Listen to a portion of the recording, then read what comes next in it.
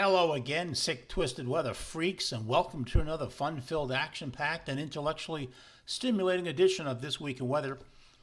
I'm your host and meteorologist, DT, from Weather Risk, your commander of chaos, your colonel of confusion, your captain of catastrophe. Let's talk about this upcoming week in weather, and a lot to talk about, so let's get right to it. We have to talk about the Midwest bomb, the Arctic blast that comes in behind it, then the January 16th potential significant mid-Atlantic southern New England snowstorm and the polar vortex, how those things are connected. January 19, 20, there might be something. And then what happens end of January into February. So let's get right to it. Of course, as always, there is the website where you can sign up for our different products there under the shop tab for agricultural commodities, farmers, and for those doing snow plow, snow removal, that sort of stuff, landscapers, what have you. Of course, here is the different Twitter pages. This is the current one I'm using here for the operationally here for the Eastern United States, the snowstorm page. Gotten very popular, about 9,000 followers now. And then this is the Threads page as well. You can follow me over Threads if you don't like using Twitter.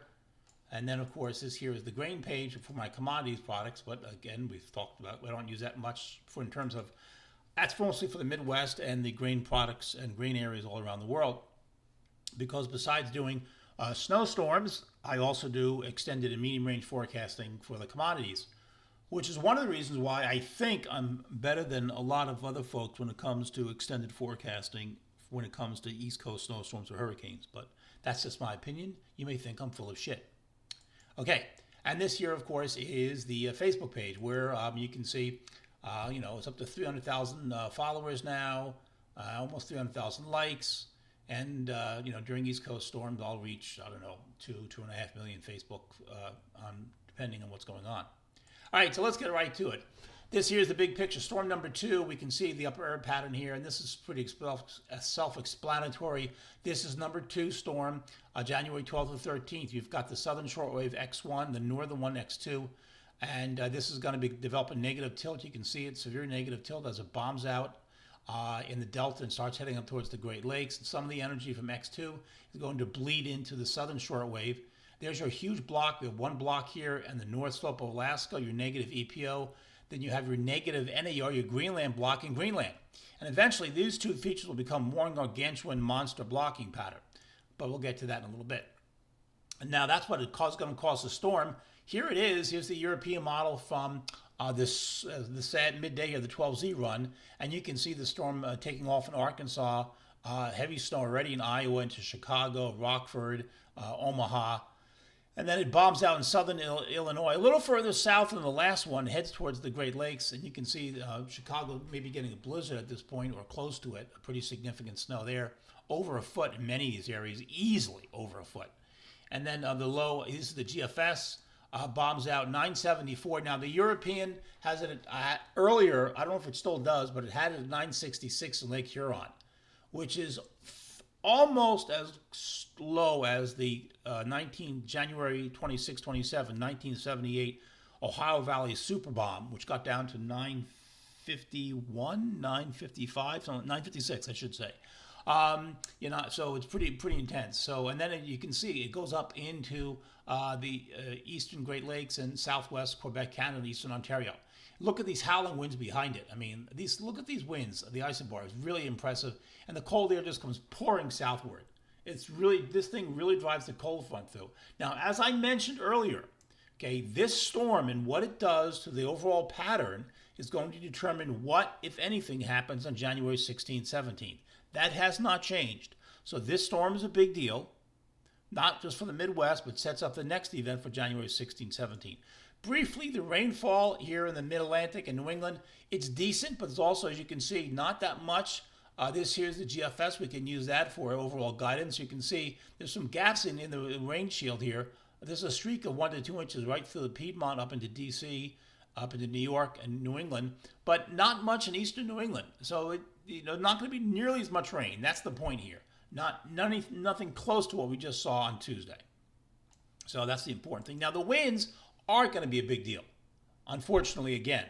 And you can see this is the GFS showing a lot of areas east of the mountains are getting significant winds between 40 and 50 miles an hour and up to 60 on the coast. but not in the mountains like we saw on Tuesday. The Appalachian Mountains, the Shenandoah Valley, western Maryland, into southwest Virginia, eastern Tennessee, western North Carolina. The mountains there disrupt the windshield, the wind flow here on this type of storm. So that's one of the reasons. And the other reason why we're not getting nearly as much rain is that the wind, as you can see here, is out of the southwest, okay, ahead of the system. Now, this one we had on Monday night, Tuesday, we had due south winds coming straight up from the Bahamas. So the moisture transport is a lot less here. That's why you get less rain. All right. Now, what happens after the cold front blows through? Look at this. Holy crap. Where's the cold air, boys and girls? You remember 10 days ago, 12 days ago, there was no cold air in Canada? My, how things have changed. Remember, oh, no sign of winter. Oh, I don't see it. Okay. This here is the GFS. We can use this. It's 96 hours out, valid the 14th of January. And these are actual surface temperatures. This is not wind chill. These are actual surface temperatures. So, yeah, minus 20 in Des Moines, Iowa. Yeah.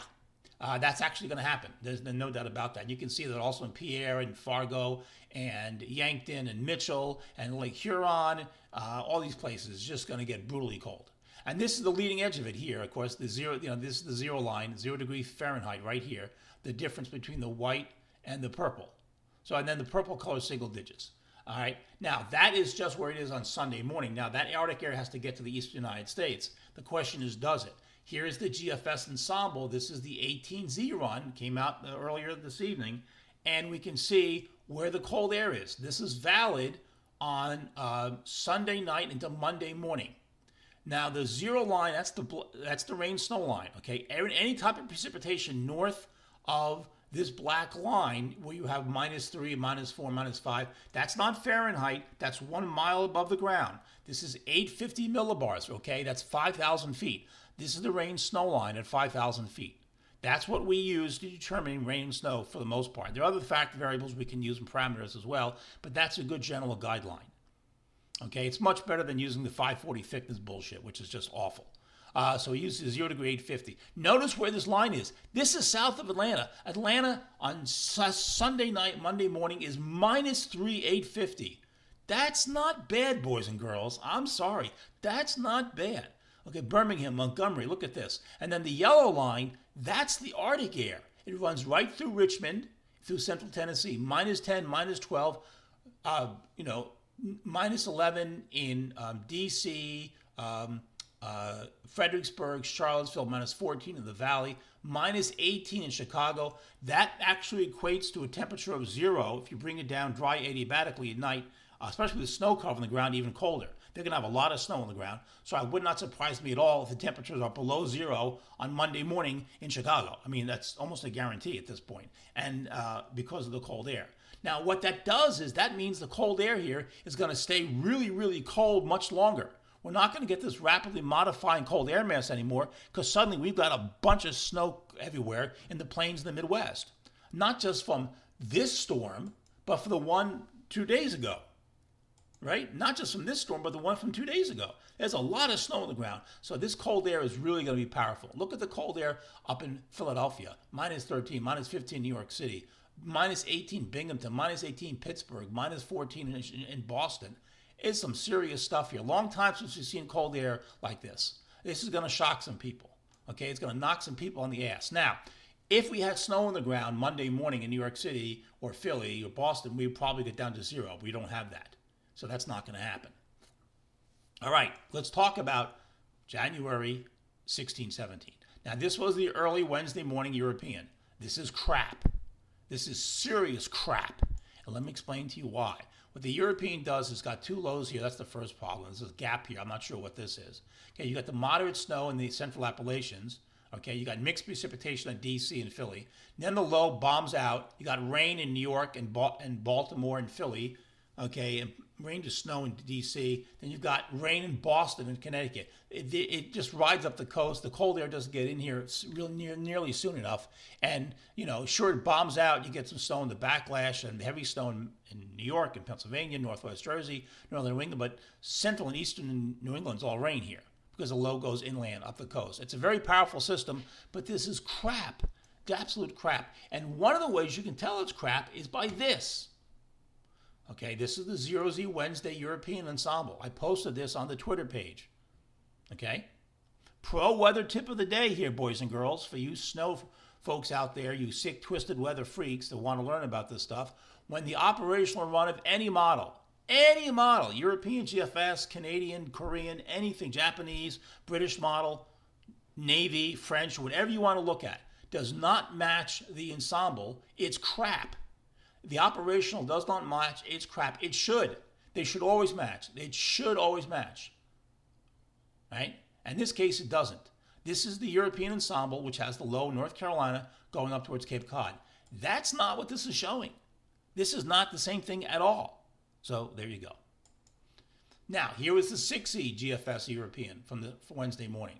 This is the 5th consecutive run of the European showing the low on the southeast coast here after the cold fronts come through along the Arctic boundary and then going towards Hatteras and over towards Cape Cod, south of Cape Cod. Consistency matters, and more importantly, matches the upper air pattern. Look at all the lows here, down here. See that? That's not what this is showing here. So there's a big difference. Now, here is the 0Z GFS from Wednesday morning. It has a cold front. Nothing. Big Arctic high.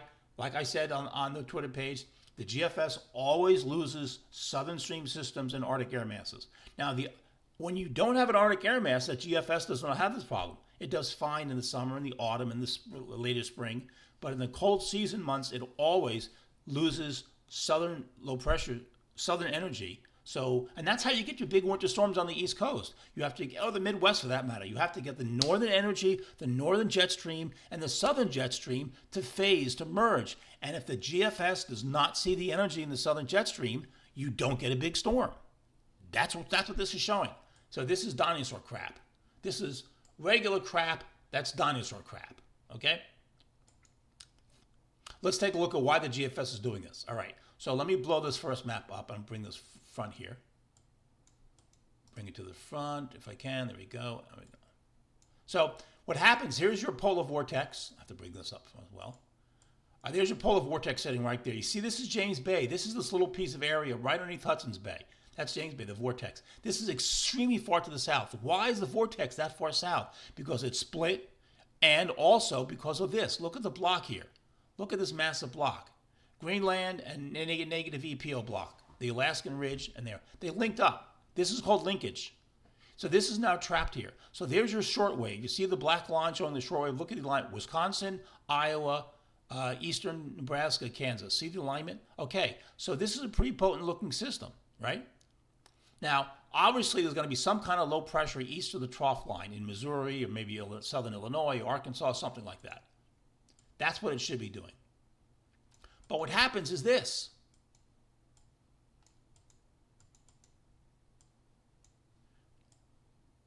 Bring it forward, you can see it. Okay, that system, that trough that was here, it's lost. Completely lost. It disappears. So this is 145. This is a Monday night, January 15th. And this is in the morning hours. This entire piece of energy is gone. Where did it go? Huh? How does it do that? Whenever you get these big Arctic outbreaks like this, there's your polar vortex still sitting in James Bay right here. You can see it. And this energy right here is gone, completely wiped out. What a pile of crap. Okay, and there's the GFS for January night of the 16th. It's just got this big upper low. There's your vortex, James Bay right here. There's James Bay right in this little dinky thing right here. And there it's sitting in the vortex, and it's got this big cyclonic circulation. Right? It's gone completely. Now, the truth is, there should be some sort of low here along the Carolina coast. Okay, right here in the cyclonic flow, but the model doesn't have it. It doesn't handle southern stream energy well. Now, this is the 6Z GFS. It seemed to be doing something a little better here, but again, the low is on the coast, inland, you can see that, and then it takes it up across eastern New England again. That's what it's doing. And the reason it does that is because it sees this northern energy here, no southern energy, so the surface low gets pulled inland. And it's just wrong. It's wrong. This is the 12Z GFS. Look what happens. Now suddenly the GFS is seeing the Arctic air pushing southward, so now the low is on the Hatteras coast, and it's off the sea. It's off the coast, south of Cape Cod. sort of like the European ensemble. At least this is a step in the right direction. Not bad, not a bad offering. And notice, no cold high to the north. Again, everybody says you got to have a cold high to the north, and you do. We saw that last week, okay, on Saturday. Usually you do. But there are instances where you don't need the cold high to the north. And this is one of them because the polar vortex is so far to the south. You don't need the cold high to the north.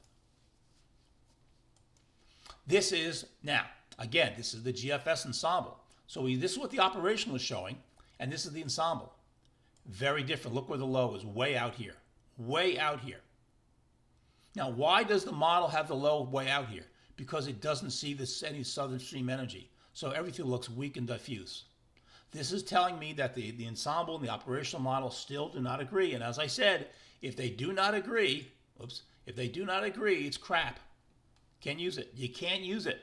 As much as you want to use it, you have to be honest with yourself. You can't lie to yourself. Okay, it's not the way you do science. This is the 18Z GFS. Now look where it is. Oh my God, are you kidding me? So we've gone from, let's take a look at this. Is I just love this so much. Okay, this was the 0Z GFS. Then we had the 6Z GFS. Then we had the 12Z GFS. And now the 18Z GFS. Really? Really? You're kidding me, right? Look at this thing. It's way off the coast. Please. I know it drives a lot of snow enthusiasts and snow weenies and sick, twisted weather freaks crazy, okay? But you really can't use this model.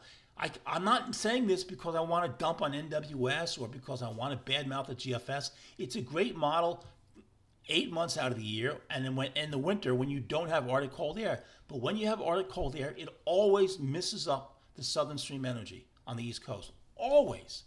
It never changes. Been doing this a long time, folks. All right. This here is the European model. This is the 12Z Wednesday run. So what happens here, this is the Midwest low. See it? That is this low. Okay? So this is where it is here. That's where it is. Now, we have two other pieces of energy. The X's here, short waves coming down. See the block? Monster block here. Enormous blocking.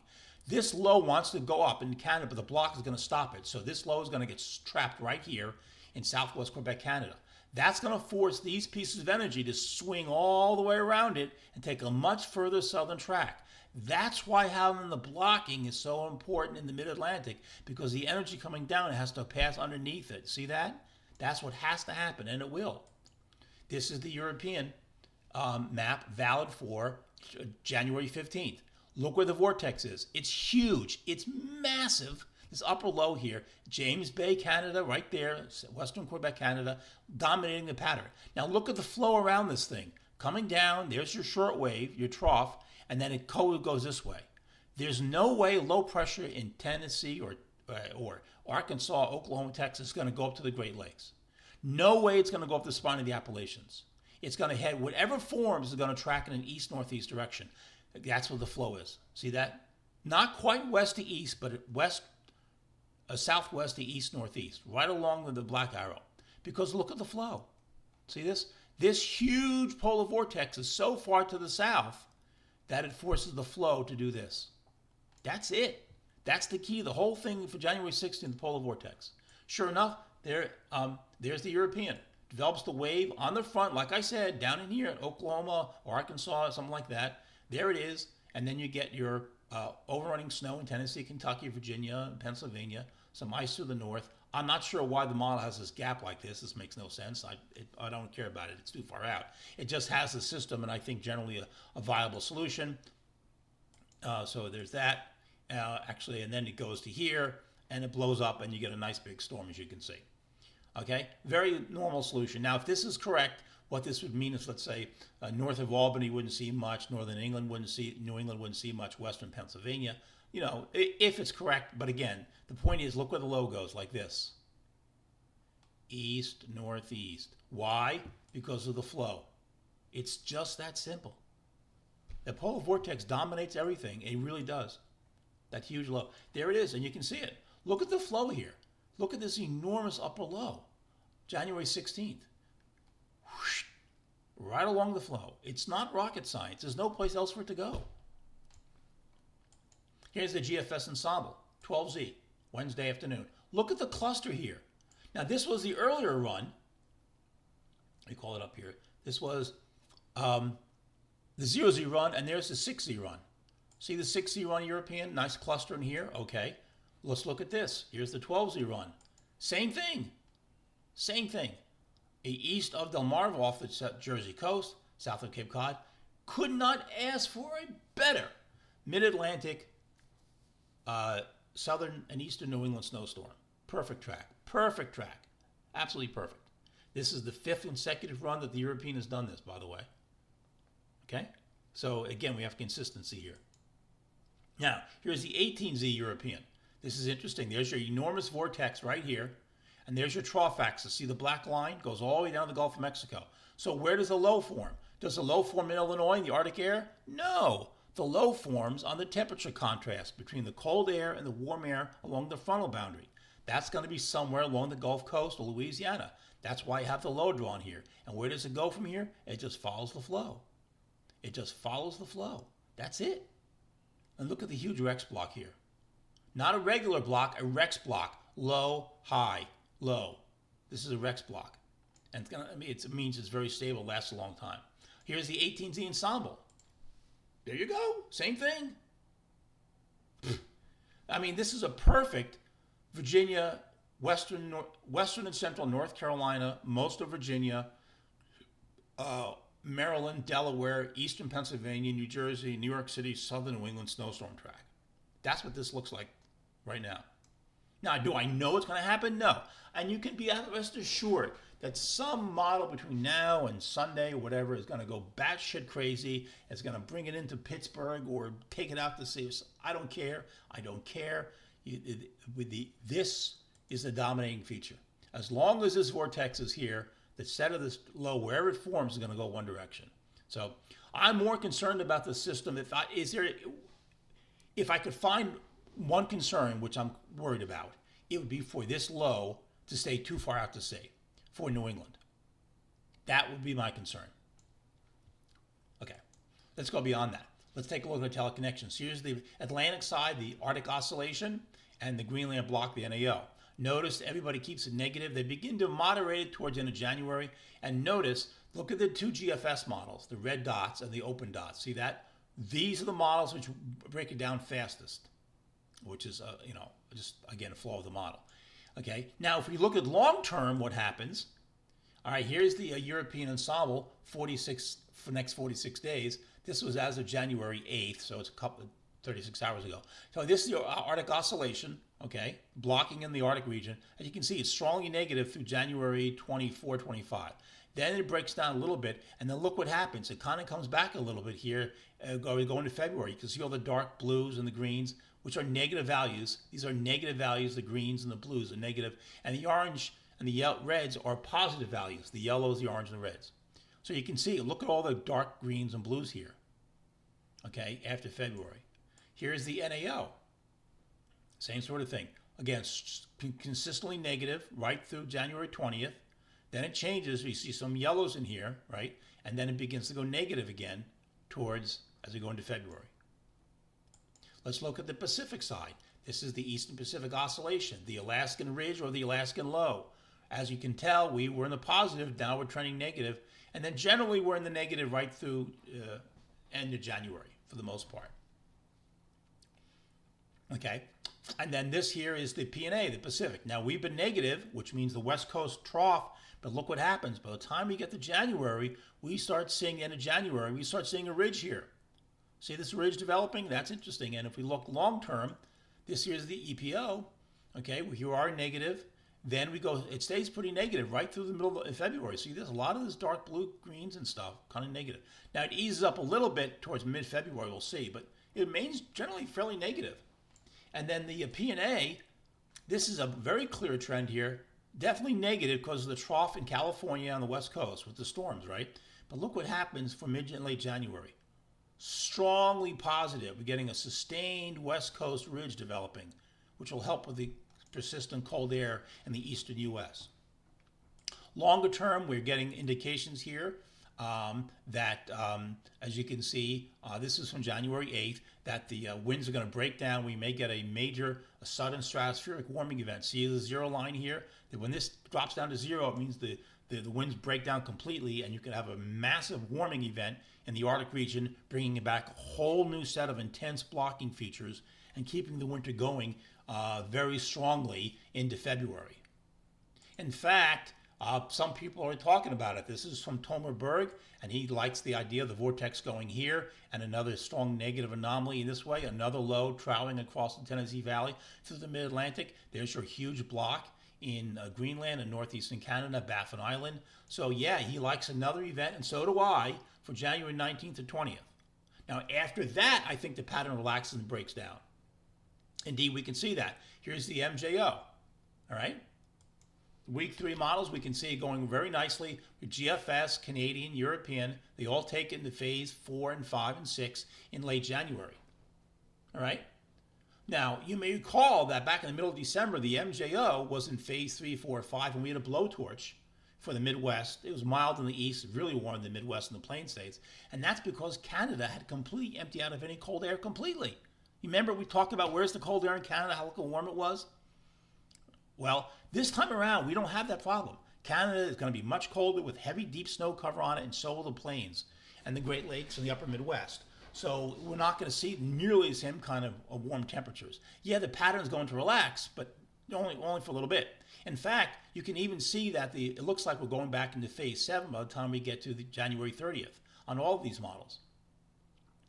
And we can see the breakdown here. This is the European ensemble, January 24th. Here's the GFS, European here, and you can see it. The nice trough in this ridge here, the split flow. It's not nearly as intense. The polar vortex has moved all the way back up to Baffin Island. It's gone. Okay, this is mild Pacific air. But it doesn't last. Look what happens here. Here's the GFS extended, January 30th and January 31 European. Huge ridge, Western Canada into Alaska. See that? Okay. The European has as well. This strong negative anomaly here in the Midwest and the East Coast. Looks pretty cold. Gotta tell you, this looks pretty cold here. And the European is hinting at another negative NAO event developing. So there we go. All right, that's long enough. I've talked long enough here. A lot to talk about. Hopefully you found this educational. I certainly do. I like going over my notes and my ideas and conveying them to y'all. And we'll see what happens here. We'll play it by ear and see what happens. If the situation warrants, I might do another video this weekend. And we get a better look at what's going to happen with January 16 or 17. Anyway, this is meteorologist DT from Weather Risk. I will see you over on the Twitter page, over on the website, over on the Facebook page, and drop a comment on the YouTube page if you want to. Thanks a lot.